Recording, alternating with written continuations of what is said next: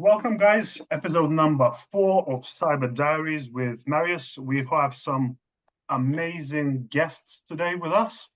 First of all, I think Tim Vincent is responsible party for introducing myself and guys from Chaleit. So, without further ado, I guess, guys, if you can do a little intro about yourselves, obviously, Chaleit, and then we'll start kicking off and answering hopefully some of the burning questions and discussing obviously what you guys do with Chaleit, and we'll take it from there. So I guess I'll go first. I'll go first. Yeah. Nice. Thank you for having us, Marius. And by the way, really like the stuff you're doing. It's good and it's a good platform, and very pleased to contribute. I'm Tim Vincent, the head of Observer Solutions. We're a consultative reseller purely in the cyberspace, and we like working with solutions that simplify and automate. And Chaleit have come to our attention recently as Pen Test 2. It's literally a whole new way of looking at penetration testing. Excited to be working with them, and very interested in how they tackle some of the questions that Marius has got for them today. So that's me. I'll pass on to Dan. Yeah, thanks, Tim. I'm the founder of Chaleit, and some people would know previous companies that I was part of and co-founded. The first one was 7Safe, which we founded after learning our art at the London Stock Exchange, and then that was acquired by PA Consulting. And then there was another company which became pretty famous at Black Hat called Not So Secure, and that was acquired by Clarinet. And then Chaleit is a long-term project of all of ours, and it's based already around the world in 7 countries. And we've learned a vast amount doing this, but I guess we'll jump into that in a bit. Over to you, Roscoe. Yeah, hi, I'm Roscoe, so VP Client Services here at Chaleit, coming to you from the slightly damp mountains of Austria. Not a day to be a tourist in Austria today. I'm responsible for doing the nice smooth bit with clients from getting people onboarded and plugged into the hackers who do the actual cool stuff. So I'm nerding out on enjoying what the guys do. It's a fun place to sit for me. Yeah, really enjoying being actually. It's great fun. We do cool stuff. Brilliant. Thank you guys for a short intro, and it's amazing all to have you here. So I guess wanted to start picking some of these things up. I guess we can start. So obviously, Dan, as you mentioned, from obviously your brief history, obviously you have successfully founded a number of cybersecurity companies, and obviously you have a keen eye for discovering, I guess, problems in cybersecurity world and finding a way how we can tackle and help organizations to solve those problems. So I guess if you can elaborate a bit how Chaleit is essentially doing its holistic approach to cybersecurity and how it essentially differentiates your services in nowadays what it is it's a crowded sort of cybersecurity market. Marius, that's a really interesting question. And I think it comes from a function of when you go through and build companies, they take on their own identity and you learn in that process, right? So we've been doing this now for 23 years. So, and also going through acquisitions and going into very big companies as well has been very good in terms of that learning process. However, when we kind of dreamt up the idea of Chaleit, we wanted to do it differently. Not to be different, but because we could see that the market was moving on. We were in the middle of COVID. The buying condition was changing, and cybersecurity itself is changing. And one thing I am very, very mindful of is the fact that cybersecurity and pen testing can be referred to as commoditized now, but it's a highly skilled art as well. Why? Why is it referred to it as that? Because I think the world is now ready for moving on from point cyber solutions, where we sit there and be adversaries to a client and create them large sets of problems. Okay, some of the findings can be extraordinary, but at the end of the day, we are there for our client. So we went back to the drawing board and decided to build a company that was different, that would think with our clients. And it would take this point solution away and instead engage as a partnership properly, just as you would see the majors, the big four and the others sitting underneath that directly, the way they would have those high-level relationships and they would get it done. Now, the other thing that's, I think, very important in this as well is that we sit there and we learn, we listen to other CISOs and those who are stakeholders in these problems. And it's amazing if you do that, because they are the people with the problems and they are the people with the answers. And it's fascinating. Why our industry does not do that, I don't know, but it's quite an adversarial industry. So to answer your question, we wanted to build a condition whereby it was very grown up, if you like, the consultancy. It moved a needle on value. It moved a needle on making people more secure. It took pen testing skills and capability, but we flipped it to solve cyber problems. And when you speak to 4, 5, 6 CISOs a day, it's amazing what you learn. Yeah, brilliant. I guess it's really important that, as you say, fostering relationships and learning, because I guess, and I guess we can bring in Roscoe into that conversation. Roscoe, if one thing I see sometimes where organizations are, sometimes I see, failing, is that we have a specific tool or solution, and let's see and try and change someone's problem to fit our tool instead of how normally should be done. Let's actually build something that's great. Sometimes organizations, I think, sometimes want or seek too much to get to 100% sort of fixing. You have to start somewhere and then build on it. So I guess, in those conversations and in that building that holistic approach, what have you guys, or what have you learned so far in that journey? Yeah, a great point, and extremely relevant to the kind of conversations that we're having with clients on a day-to-day basis. That it's not about trying to fit your problem or your solution around their problem. It's like that sort of old phrase, if all you have is a hammer, every problem looks like a nail, right? And that really does strike me as being, that's the old school approach to pen testing companies, or pen testing, full stop, is what we do is pen testing, and therefore every problem that comes to us, we're just going to pen test it and hope it goes away. If you broaden your mind a little bit and think more kind of holistically around cybersecurity as opposed to just pen testing, then there's a whole bunch of really interesting stuff that you can delve into. Yeah, fine, pen testing is great. Hammers are great. Sometimes you need a screwdriver, right? And that's when you start getting into cool stuff like, potentially we might touch on this later, DevSecOps, for example. That's about as far away from pen testing as it gets, while still being under the cybersecurity umbrella. Totally different skill set required, moves the needle in a completely different way. Yeah, brilliant. And I just wanted to pick up on that. So, we're talking about pen testing, and sometimes, I guess, what's the difference? Everyone does pen testing.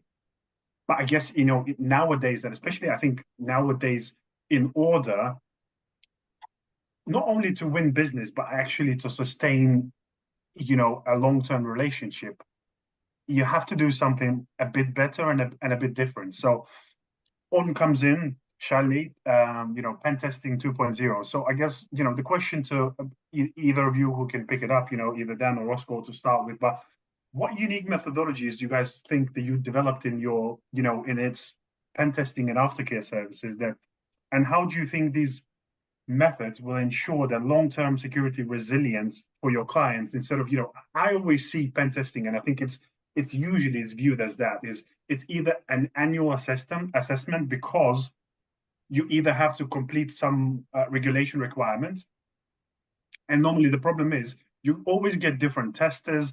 There is no consistency, so it's just one-time assessment, and you relying on that person's skill, because pen tester does not equal pen tester, because some of them will find specific things while others won't. So over to you guys. Marius, it's a journey. Why is pen testing bought as single projects? It's because it's been driven by compliance often, and it's historically the way it's done. But it doesn't mean it's the right way to do it. If you look at cybersecurity, it's a gradual improvement cycle. That's the only way it gets done properly. And so if you can spread out the effort of pen testing and instead solve the problems that it's trying to address, and extrapolate that a bit more. And we've replaced this adversarial kind of nature of it, like we're better than you, we're the experts, with a different view, which is we're here to help, we're here to solve problems. What's bugging you? Okay, there might be some compliance down the other end of the road. Fine, we can deal with that. But it's about solving those problems. And really, the key thing is pen testing in its existing traditional format is very much cliff edge consulting. In it goes, it defines a box, it's very limited, and then there's a cliff. You hear nothing afterwards. There's a delivery. So many people say, you can contact us, we'll be on debrief, read out calls, etc. But really, do they happen? No. If you make that a long tail and you put yourself in the mindset of your client and the problems they are then trying to solve, there's a lot more in that tail, an awful lot more. It requires effort to solve the problems. It requires collaboration, solutioning. We need to think also about the way in which our clients' workflows and their pipelines work. So delivering them a PDF report and saying, this is our way of doing it, I think is old school, and that is commoditized. We need to be thinking about, what ticketing system they use, what workflow, who owns it. And then the other thing is, if we start talking to developers, we need to speak developer, not security, to these people.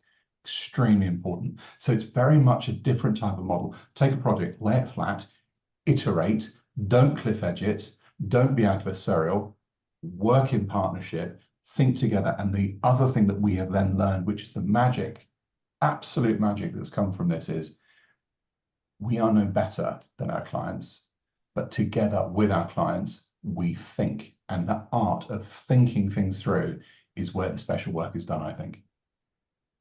Yeah, I think it's well said. And I was just going to bring you, Roscoe, into that conversation. I think it sounds like, because obviously, normally, as we said, pen testing is one-time sort of thing, usually done. But if we elevate, and obviously for some organizations, having the internal team to do that, it's a big leap, but feels like having a great company to help you move towards some sort of form between red teaming, purple teaming, where you can have continuous feedback loop and closing your potential gaps in your maturity. It feels like that's the way to approach your program iteration, and not just saying, oh, we're gonna do this application test because the regulation says that we can't publish it to the customers until it's pen testing. But there is no way in guarantee that whatever has been tested, it's foolproof. And obviously, once you published it, with today's development velocity, that application can be completely different in about 2 months. So whatever you pen tested, normally it lasts for about a year. That's as a proof, I've tested it once 11 months ago, and it's still, that's my certificate to glory. So what's your thoughts for that, Roscoe? Yeah, I think it's madness. Some of the stuff that you see people doing is complete madness. I mean, if you had a car and it's blowing a black cloud of horrible emissions out the back of the car, and you take it for its annual test, and it fails the test because it's clearly spitting out pollution from the back of the car, you can't then say, okay, I tested my car, move on, wait until next year. All good. If you have a car, you have to fix it, right? Simple as that. I mean, where I'm going here, it's exactly the same, with security. I think it's madness that the requirement is to do a pen test, as opposed to, do a pen test and then fix the flaws that it finds. And that's what we're, talking about, is that there's absolutely zero value to be had whatsoever in generating, 50 tickets that don't get looked at. That doesn't do anything at all for your security.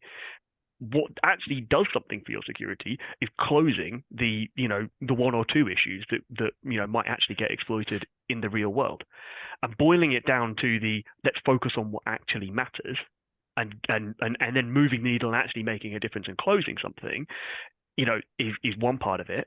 And then, as you say, not doing it as a single point in time, but doing it as a sort of an ongoing thing where we're sort of cognizant of the fact that software is developed, on sprints, and new features are released every couple of months, and as you say, the app changes. that's a much more intelligent way of approaching this thing, so that it is actually secure. I mean, everyone that's been breached, you flick through the news, everyone that's been breached has done a pen test, right? Because they had to, because of the regulation. Doing a pen test doesn't make you secure. It definitely doesn't. And going back to you, Dan, I guess, if we iterate and start thinking about, further reach of this. So, if you think about how Chaleit can help customers, and it's sort of protection service that integrates with the current, and we touched a bit about, workload and sort of workflow automation, and how Chaleit can help integrate into your customer sort of infrastructure to help solve problems. But I guess the key point is I wanted to touch on, and how you can potentially, guys, or how does your company help? Because, and I wrote articles about it. I think the problem is that usually is, and nowadays we see more and more in our, cybersecurity world, is where, we see a trend that cybersecurity budgets are going up, the spending is going up, but the breaches are going up too, because people are usually being reactive. And the problem is, the more money you will throw at it, there's less chance that, obviously, because you just firefighting. So how we can, with this new approach and being holistic approach, bringing that pen testing, communications, building relationships and actually helping customers. So how we can not only fix the findings, but how we can help organizations mature their processes that creates those findings in the first place. That is so interesting. And I think the nub of this is in two prongs. Going to your article first, Marius, I really liked it because I think our industry is aggressive. It is fear-driven. It is, you've got to do this, and it's, we're the best. And that's not a good start if you think about any relationship between a client and a supplier, if you want to view it like that. So, number one, let's stop selling. Instead, let's start talking and thinking. I love the phrase critical thinking. Let's take a critical thinking approach to this. Let's not try and solve it all straight away. You mentioned about spend. There is so much spend in cybersecurity. And to Roscoe's point about breaches, in all the big clients we work for, as example, I use big clients as a specific phrase. They all have pen testing teams. They're lucky have red teams. They all have a plethora of monitoring and stack, if you want to call it like that. They're mature. We still get in. Why? Value. That's the nub of this that I really, really want to get to today. It's the value. These are investments, all of these things, including things that we do and all the SOC and other EDR and services that are there. However, they're not working. So very rarely do we ever find that these defensive controls really get in our way. Very rarely do clients even know that we're doing this work. So part of this process isn't just about looking at one specific lens and one specific point problem. It's about thinking about the overall posture of the company. What is the company trying to do? What is its risk tolerance? What are its drivers? What value is it not getting out of its existing spend? That is so crucial. We don't see SOC very much detect us, let alone respond. We see wonderful, wonderful tech stacks in EDR. Is it doing its job? Who knows? Often not. And so really, we need to be part of the team and start thinking critically on this and be able to take those skills and be technologists, not just cyber people, and certainly not just pen testing people, and help our client get in there and figure out sensibly where these zones of gray, oversight, undersight, and so on and so forth exist, and help them build a program that takes all these things together. They know their environment, they've got their tacit knowledge, we've got our wider skills, bring them together, stop trying to sell, and solve it together. And that partnership is where we see the big changes happening. Yeah, and then we'll bring in Roscoe. Yeah, I think as well there's a sort of return on investment thing here. I mean, these solutions that we're talking about here, EDR, MFA things, your SOC team, internal or external, these are 6, maybe 7-figure investments, right?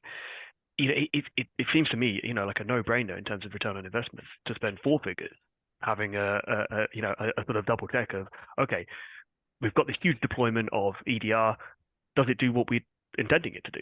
You wouldn't do that with other things, right?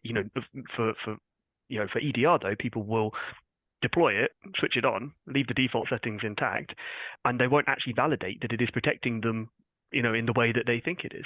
The validation point is your return on investment, because why are you spending the money if you don't know if it's working? Yeah, Could I just, sorry to interrupt. yeah, go ahead. I just wanted to just touch on something Dan said there and backed up by Roscoe that I think is important, Marius. It isn't Chaleit that's coined the phrase pen test 2. It's Chaleit's clients. They've come up with that. And I think this question you've asked absolutely gets to the heart of where pen test 2 is differentiated, because they're not just taking on some testing and delivering a report at the back end that shows their analysis outputs. They're not adversarial with the SOC. They're not adversarial with the tools. The way that Chaleit is working is in a combined approach with those people and those tools to iterate the best product from them that they can, so that by the time you get to the end of the test, you haven't got just a report, you've actually got an improved posture. And that for me is why I like Chaleit, and that's why our clients like Chaleit are arriving at a net improvement in posture. And I know you love all this, Marius. I know you prefer this approach because you're not into compliance for compliance sake. Sorry, I'll shut up. That's fine. That's brilliant. That's brilliant points, and I was actually leading into that further. So, and I wanted to bring it down again. So we touched a bit, and Roscoe had a great point, and that's what I nowadays ask some of the CISOs and some of the security leaders is, it's very rarely I see that yes, people buying tools, but I really see we're doing metrics around, for example, vulnerabilities, incidents solved, patching, but I really see a metric that shows coverage of the tools of your estate, and B, the effectiveness of your tools. And I want to bring you into that because I don't know how you guys are aware or how you guys involved into things like chaos engineering, but I'm a big fan in terms of how you build resilience not only into your applications but in your security department as well. So you test all of your analytics, all of your controls, that they work as they intended to be working. But B, you can also start trying to inject faults to understand how your tools are behaving. So should something happen, you're not panicking, oh, what's happened? I don't know what to do because things don't work. You can plan and build resilience in your production and be okay when something goes wrong. That is a scenario that we don't see very often, even in mature organizations. And here's the reason. Tim, I know you've got a phrase that you use, and I really like it, which is everyone is in pursuit of putting data on glass. And if you think about that, right, it's easier, perhaps, in a busy world with so many demands and an ever-expanding landscape in every dimension, in every stack, in every deployment, to say, what on earth do we do? How do we capture this? And you cast the net out, that net being a solution. And that net, as Roscoe mentioned, needs serious thought and tuning.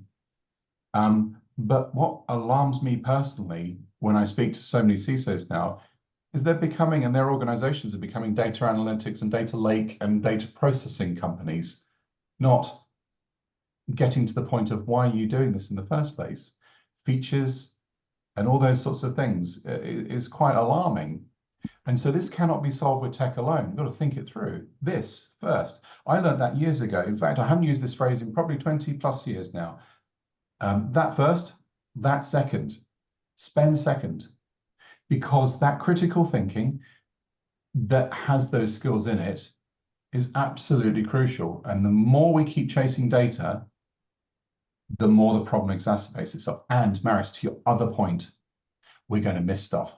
Why is it that, and to Roscoe's point again, I mean, a client of ours recently, they are over $1 million US, a relatively small company actually, over $1 million US on a SOC. And on a red team exercise that we did with that organization, the SOC didn't even know we were there. And so you end up doing silly things like, running a password spray and then geolocating into bizarre locations just in the hope that they will see you. Nothing. So forget detect and certainly forget respond and totally forget contain, because where's that spend gone? So back to the point. Glass is useful, data is useful, analytics are useful, but they need to be tuned. They need to be thought about. The people and the process component that then backs up what do you do with this stuff is equally important as well. Flying aeroplanes, Tim, I know that you've done a bit of flying as well. You practice your emergency drills. You don't wait until the engine quits and then go, right, let's get the pilot manual out and figure out what we're going to do. No, it needs to be thought through. And the problem is, I think, that the tech world now is very IT driven, it's very solution driven. And I think it's in part the fault of our own industry, the security vendors that have driven probably too much now into this space. Well, here's an interesting, sorry, Maris, here's an interesting, kind of thought then, and interested to see whether you guys, agree with this or shoot it down in flames. But it seems to me that the trend, to this point has been more is more, right? More logs, more data, more, dashboards, then dashboards to monitor the dashboards, and yet more logs and yet more data. Are we at an inflection point where, people have got all the data they can possibly swallow? And are we going to get to a point where, hopefully it swings in the other direction and less is more, and we start boiling it back down to the original question, which is, are we secure? And, realistically, no one's ever fully secure, right? So what can we do to make ourselves more secure? The problem is, if you look at some organizations, I think we also keep, we can keep, I guess we'll keep circling around to tooling. But the problem is, so for example, if you see, for example, a cybersecurity leader that walks into an organization and they want to reassess or improve maturity in an organization, they normally will pull up, say, something like CIS top 18. And they will say, okay, I have tools missing in 16 categories. Let's buy 16 tools. And the problem is, I always think about, it's always quality over quantity. And I think what Dan mentioned, I keep talking to people, cybersecurity, comparing to any engineering or any manufacturing, any other industry, is very mature. And we should take a lot of things from aviation in terms of user acceptance training. I think we don't do enough of deploying tools to make sure, our people can use them, but actually we can leverage them to the max. And they are configured the way, it's easier to, because sometimes, I always say to, for example, which I think sometimes people don't ask enough of the questions. I always ask that one of the first questions I ask the vendor is, okay, I'm buying your tool. Now, how long does it take me to reach maximum ROI?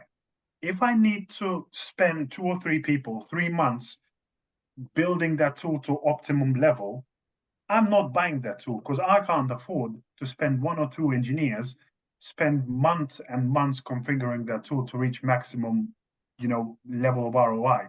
You have to have, as a vendor, you have to have a plan of onboarding and have a support mechanism that I can do most of the things hands-on to reach a certain level of ROI. There's the word, Maris, ROI. And that's the thing I don't think many people, and certainly not consultancy providers, consider. They consider, we're given a project, here's a scope, here's a box, go test it. Not, what's the ROI? What are we trying to defend against? How many people sit there and come to Monday morning in the pen testing industry and go, right, what am I testing? There's the scope, right, off we go, run the OWASP top 10 and get all my favorite tools out. That's not thinking. It might have depth within it, but it's not threat modeling the application. It's not understanding the user journey. It's not saying to your client, what are we trying to prove? What are we trying, what's bugging you? What is in this condition that you are trying to make safe? So it's a whole, I think the industry has been built in its, let's call it stage 1, in a good way. But the word commodity is indicating there is a problem in their service providers. And to a certain extent, I also think that is now translated into the buyers of this stuff, because they go, cybersecurity, okay, I'll buy a pen test. You see, it's not solving the problem here. And it's not looking to the points that we've all raised here, which is validation, ROI, value, risk, safety, effectiveness of what you've already got. Roscoe uses this word internally. I absolutely love it. The principle of subtraction. What can we take away? How do we streamline? How do we make life easier? Why are we going to go and give devs a whole bunch of stuff to do when actually it's impossible because of their sprint components? And another one we hear a lot from CISOs now is, in fact, there was one the other day, it was alarming to hear from this. He said, no, can't do a red team this year. Why is that?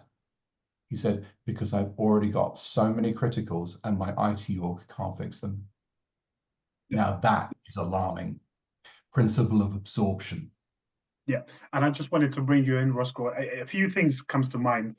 So I think sometimes, vendors, consultancies, I think there are organizations that sometimes are at fault at this, but obviously we are in the business of making money, and that's important. But sometimes making money comes first before the relationship, integrity, and honesty.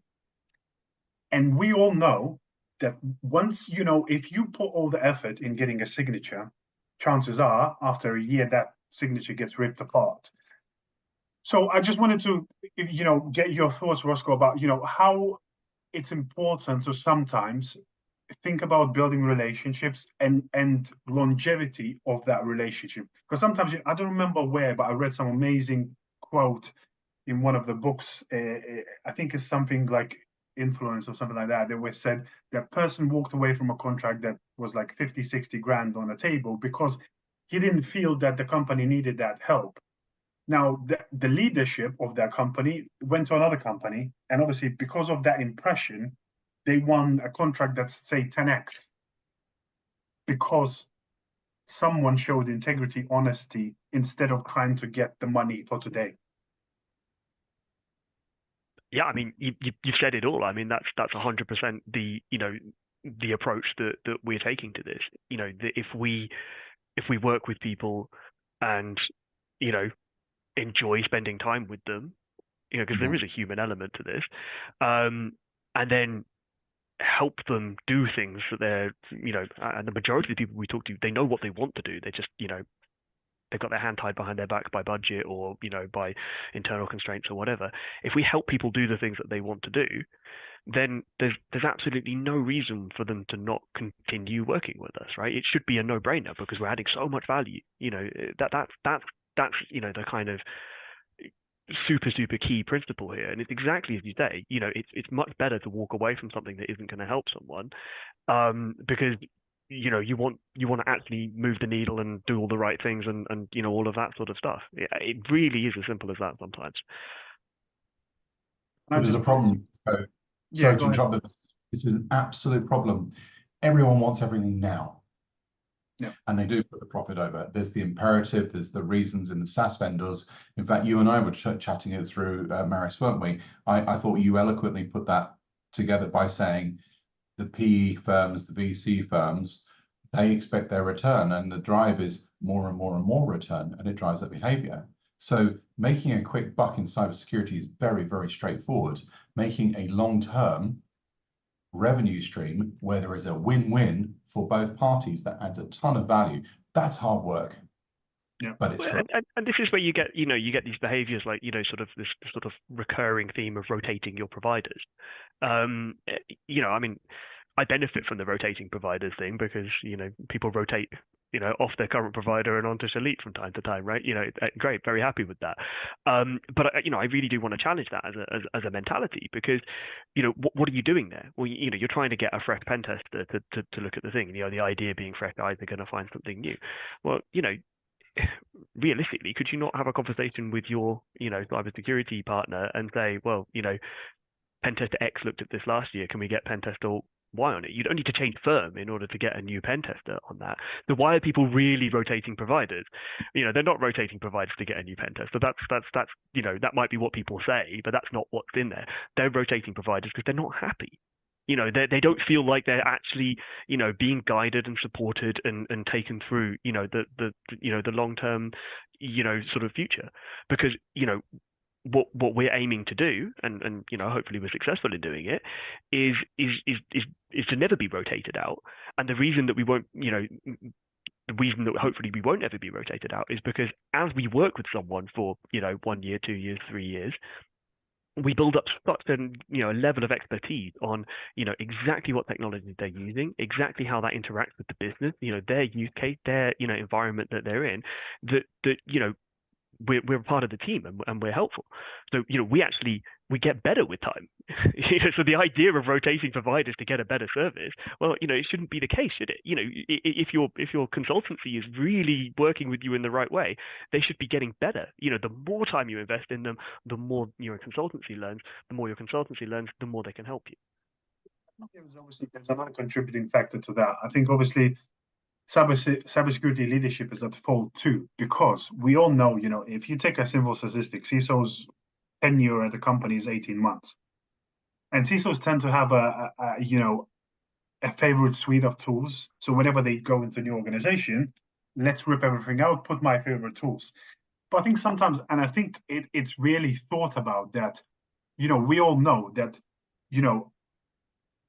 only specific tools work in specific environments, and doesn't mean that if you've got a favorite pen tester maybe is a bit different kind of way, but if you're talking about EDR, SOCs, specific tooling on specific platforms, that doesn't mean that if you walk into a new organization, it's going to fit. It's going to fit the ecosystem. It's going to give you value. It's going to integrate into all of the things that is around it. Because sometimes people forget, we are supposed to build defense in depth, and it should be layered instead of patched. And whenever there is a gap in that defense or in the layer, that's where we're going to pay for it.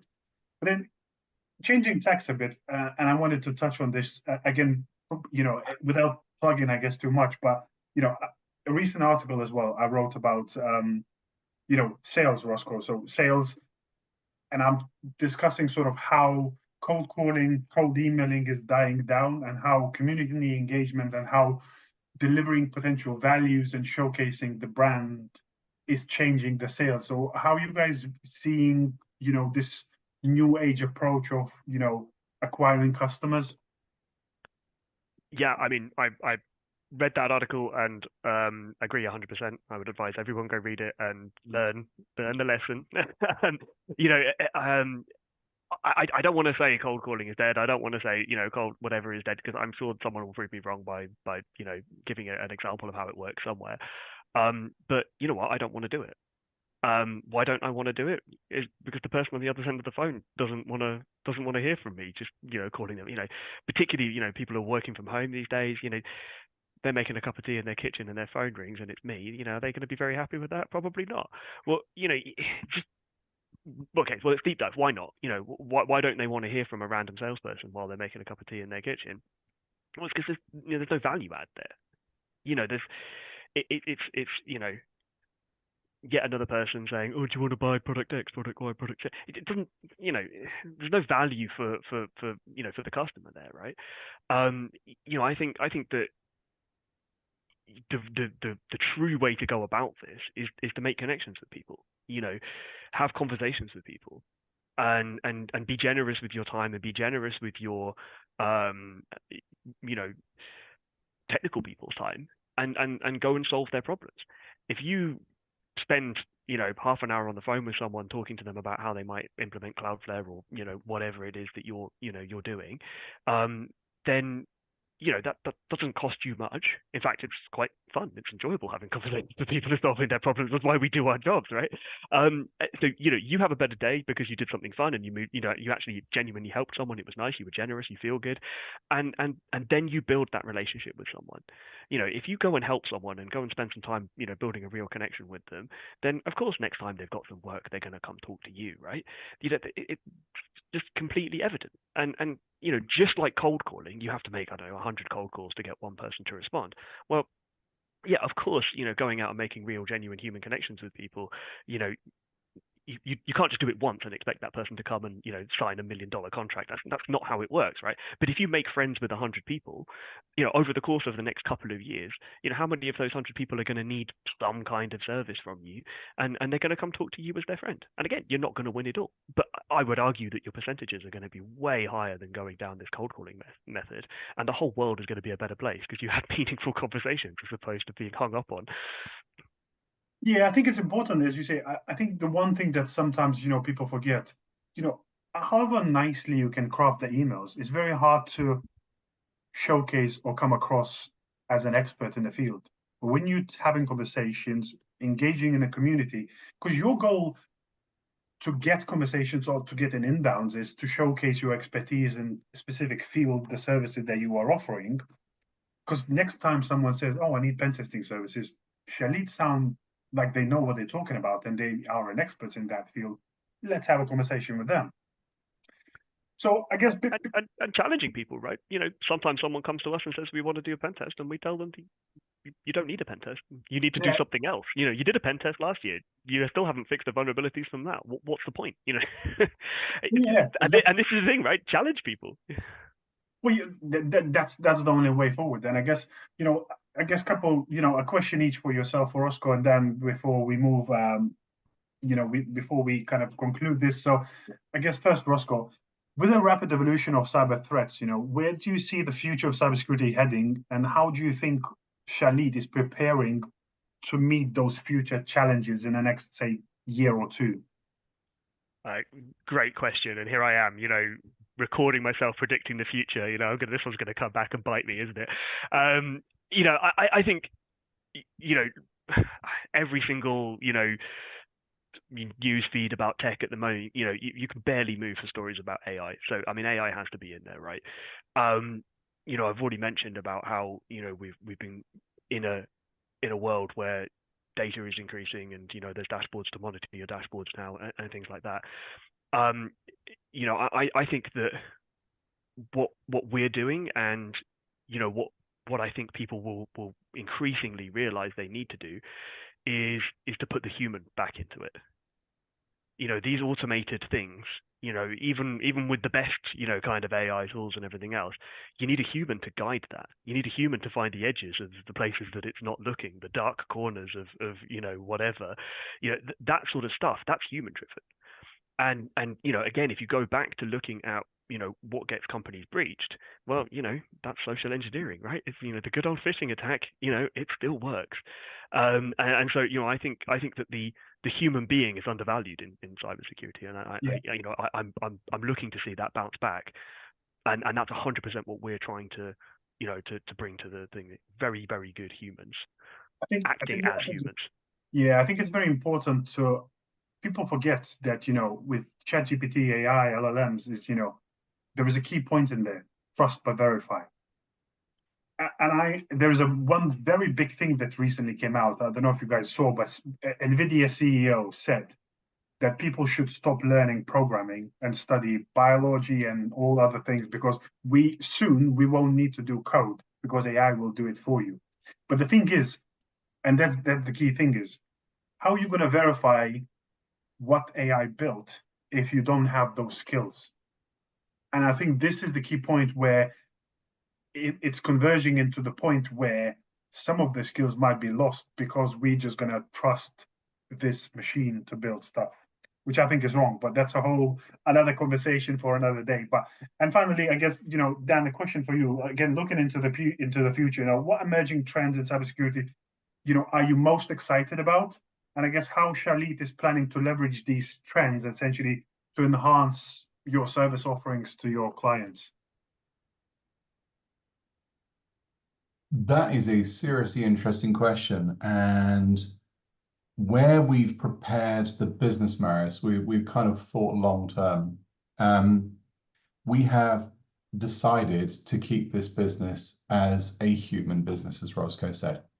So irrespective of those trends, there is something that is going to be, and to your point on AI, so key, which is original thinking, critical thinking. Everyone wants a tool that scales and gives you, 20x in return. We're not interested in that. We're interested in being around a long time, building a deep value base, being trusted by that, and therefore being able to flex our thinking and our skills to help clients validate that very thing you describe. And if you look at it, there are some very, very big consultancy firms in the world that have done exactly that, and they've scaled beautifully on that IP. Take McKinsey as an example, that sort of wrapping their brains around their clients and solving problems. That's the space we want to be in. That is insulated for the future. It's a harder game, it's a deeper game, and it's one that uses a word I absolutely adore, which is compounding. You have to invest to get better and better at it. So I think that's our insulating factor. And that is something I think that will continually drive value, and it's going to be needed more and more, not less. Brilliant. And I'm going to bring you, Tim, in for the last, sort of roundup. So as a, value-added reseller and partner of some, some of these amazing tools that are bringing in over to the UK, how do you see, what you see? Because obviously you are always in contact with the customers and third parties. How do you see, the near future shaping in your world?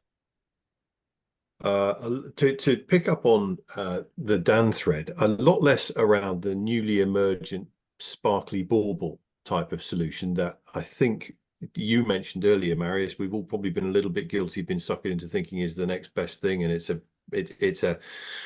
not a solve-all item, but it definitely looks glossy on the surface and makes the right pinging noise. A lot more progeny, and there are tools emerging from companies that have got deep dive progeny, not perhaps McKinsey-esque, Dan, but certainly at levels of maturity, and they've been around for many years doing a piece of functional work that then lends itself to cyber, as opposed to a few ex-defense guys, no disrespect to them, emerging and popping out a solution which happened to work for an element of the Israeli army, God forbid.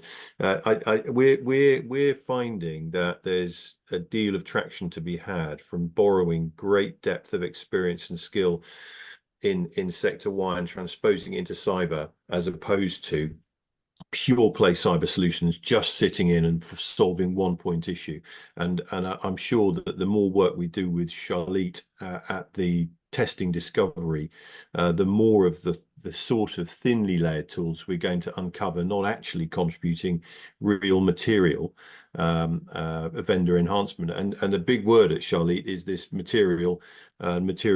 Let's find material improvements in the posture through the step changes, as opposed to thinking we can solve and find quick wins, low-hanging fruit, or all of that should be displaced by a progressive movement in the correct direction using well-informed, well-thought-out solutions. So hopefully, hopefully Observer can contribute to this more thought approach to cybersecurity as opposed to rapid step change. So I think that's where we're coming from.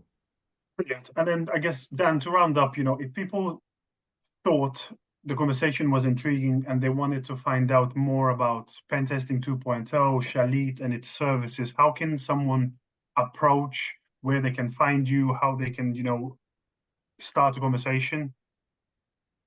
Well, a good resource actually we're rolling out is our blog.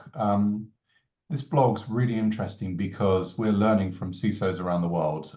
There's another 10 or 12 articles queued up ready to go already on there. So that's a really good resource, because not just us, but go and listen to some of those CISOs. They are really smart people and they have solved a lot of problems. There's a good summary written for each of them, and then there's a video if you want to delve into the detail. But chaleit.com is obviously the point of contact there, or LinkedIn. But the key thing is, we don't want to sell to people here. What we want to do is figure out what are their problems and how can we guide and help them to change their cyber world. And that is a very, very different play. And that is, I think, authentic, sustainable, and will last. Brilliant. Okay. Brilliant, guys. That's another episode in the books. Very thanks and big thanks to our guests from Chaleit, Roscoe, Dan, Tim from Observer. Have a wonderful evening, and we'll be back soon. Thank you for having us, Marius. Thanks, Marius.